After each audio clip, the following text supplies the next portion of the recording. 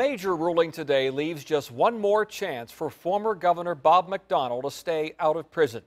The federal appeals court refused to reconsider McDonnell's conviction on corruption charges. McDonnell faces 2 years in prison, but that one more chance could come from the United States Supreme Court.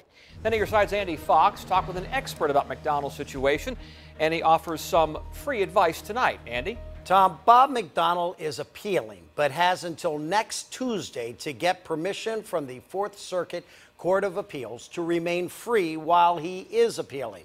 Tonight, that is not a guarantee.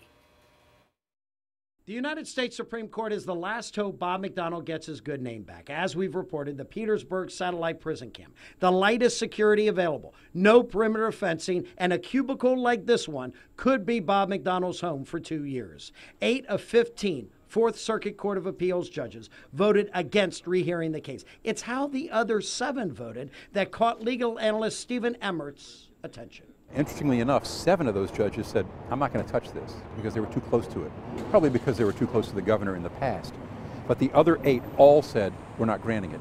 And that's why McDonnell supporters, like former Virginia Attorney General Mark Earley, wants the U.S. Supreme Court finally to decide this case. You had 7 justices on the Court of Appeals of Virginia recuse themselves out of 15. It's very important that this case get reviewed in a dispassionate, objective forum, and hopefully that'll be the Supreme Court.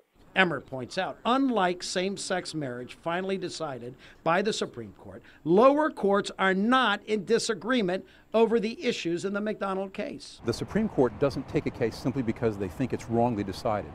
They'll only take it if it presents an important enough issue that represents a difference between the different federal courts.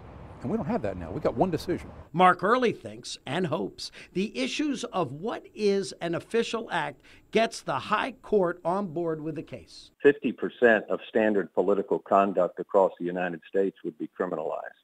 At this juncture, what would you advise the governor if he were your client? Take the case to Washington. That's the only hope he's got. I mean, the only other option he has is to show up with a toothbrush at prison gates.